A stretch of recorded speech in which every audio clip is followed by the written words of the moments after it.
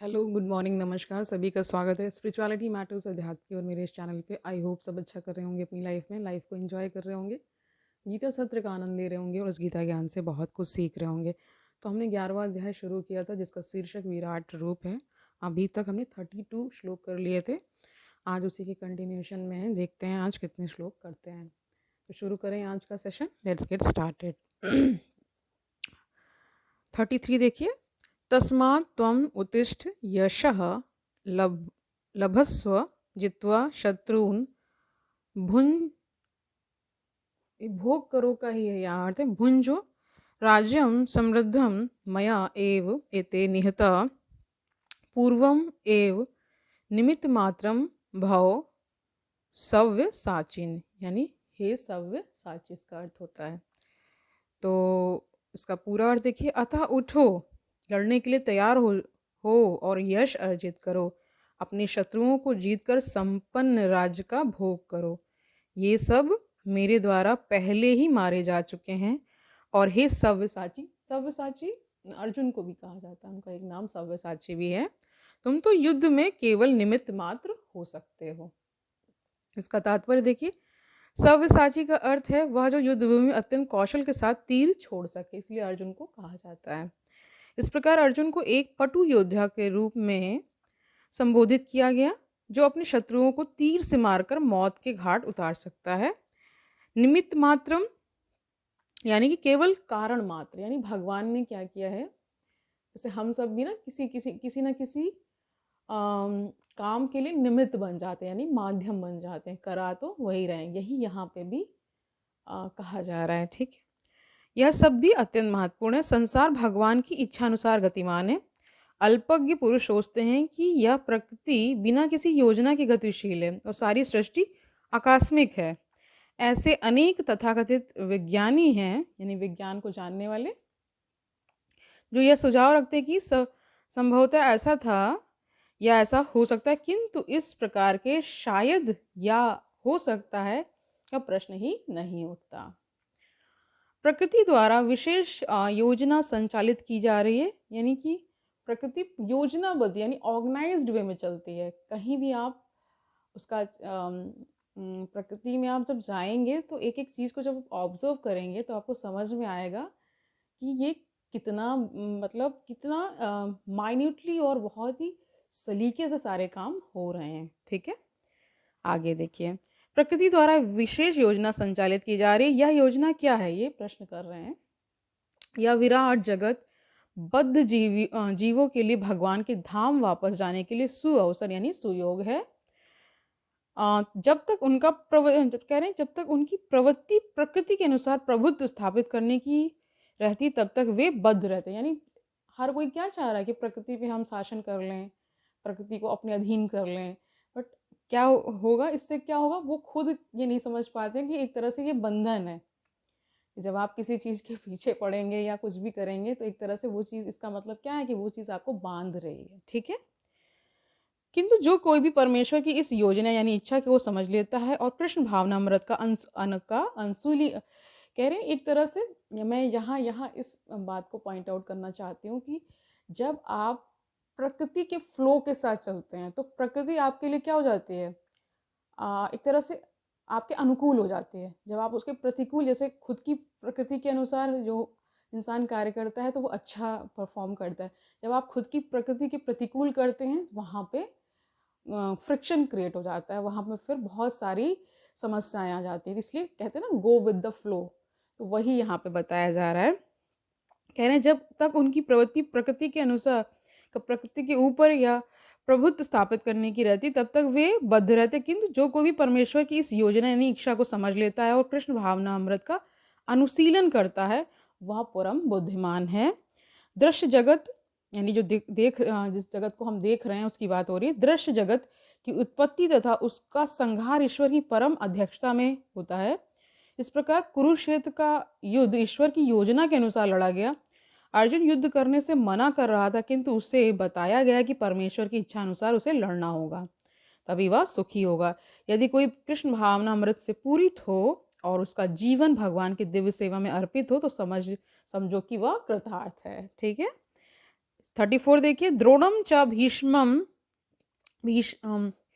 भीष्मम जयद्रथम कर्णम तथा अन्यान अपि योध वीरान मया हतान त्वं जहि मा व्यतिष्ठा युद्धस्व जेता असि रणे स सप्त्रान, यानी शत्रुओं को बोला गया है।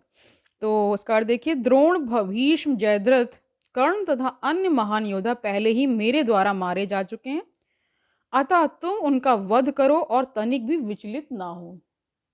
ये अर्जुन को कहा जा रहा है, तुम केवल युद्ध करो, युद्ध में तुम अपने शत्रुओं को परास्त करोगे। ये पहले ही भगवान कह दे रहे हैं कि तुम सबको परास्त करोगे, ठीक है। इसका तात्पर्य देखिए, प्रत्येक योजना भगवान द्वारा बनती है, किंतु वे अपने भक्तों पर इतने कृपालु रहते हैं कि जो भक्त उनकी इच्छा अनुसार उनकी योजना का पालन करते हैं, उन्हें ही वे उसका श्रेय देते हैं। देखिए, ये मैं अपने व्यक्तिगत जीवन से आपको बता रही हूँ कि जो भगवान का भक्त होता है उसके जीवन में, जैसे प्रहलाद का ही ले लीजिए या अन्य किसी भी भक्त का आप अगर उदाहरण लेते हैं, मैं अपने व्यक्तिगत अनुभव से कह रही हूँ कि भगवान की देख रेख में सब कुछ होता है।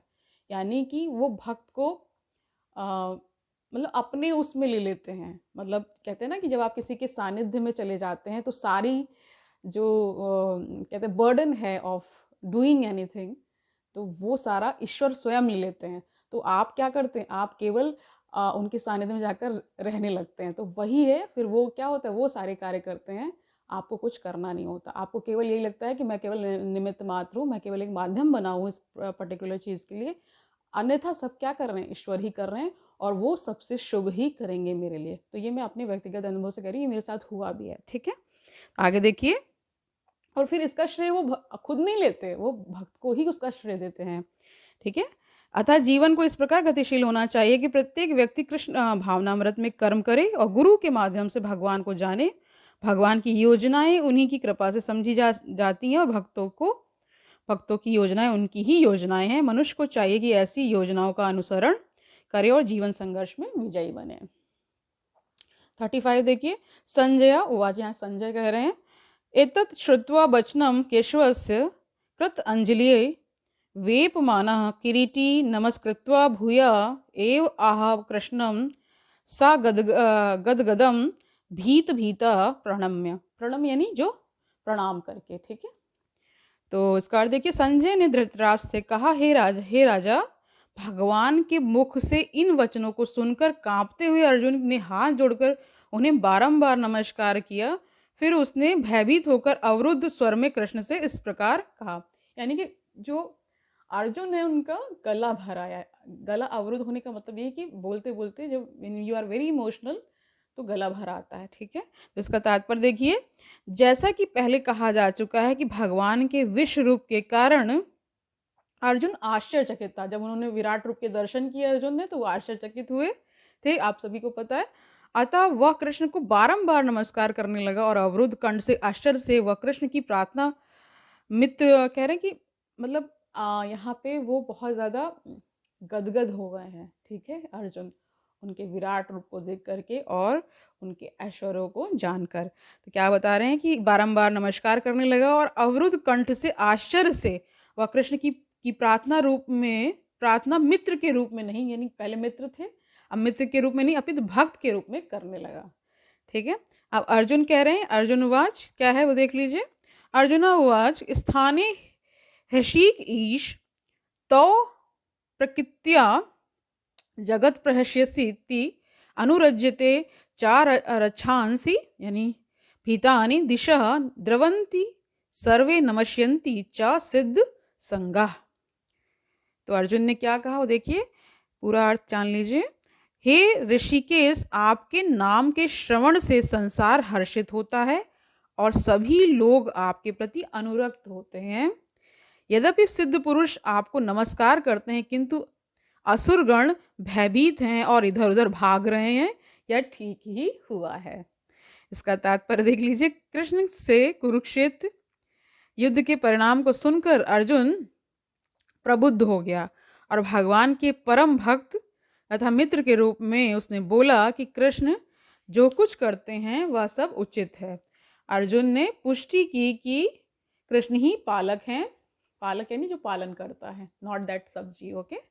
और भक्तों के आराध्य तथा अवांछित तत्वों के संहार करता है, उनके सारे कार्य सबों के लिए समान रूप से शुभ होते हैं। यहाँ पर अर्जुन यह समझ पाता है कि जब युद्ध निश्चित रूप से होना था तो अंतरिक्ष से अनेक देवता, सिद्ध तथा उच्चतर लोकों के बुद्धिमान प्राणी युद्ध को देख रहे थे, क्योंकि युद्ध में कृष्ण उपस्थित थे। कह रहे कि युद्ध में कृष्ण उपस्थित थे। ये एक्चुअली है क्या, जैसे आपने सीरियल्स में भी देखा होगा, जब वहाँ कोई वैसा प्रसंग घटित होता था तो ऊपर से फूलों की वर्षा होती थी या बहुत सारे देवतागण ऊपर से देखते थे, ऐसा सीरियल्स में दिखाया जाता है। तो यहाँ पे भी वही बात है, क्योंकि कृष्ण जो है युद्ध क्षेत्र में उपस्थित हैं, तो अन्य लोगों से भी देवतागण और अन्य जो उनकी लोगों में जो वास करते हैं, जैसे चंद्रलोक हो गया, सूर्यलोक हो गया, इस तरह के लोग जो हैं, तो वहाँ पे वो लोग भी आकर देख रहे हैं कि वहाँ युद्ध क्षेत्र में क्या हो रहा है, क्योंकि भगवान के दर्शन करने हैं इसलिए। ठीक है, यही बताया, क्योंकि वहाँ पे क्या है, भगवान स्वयं है।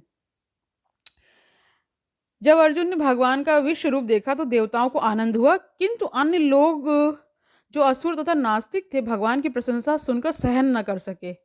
वे भगवान के विनाशकारी रूप से डरकर भाग गए।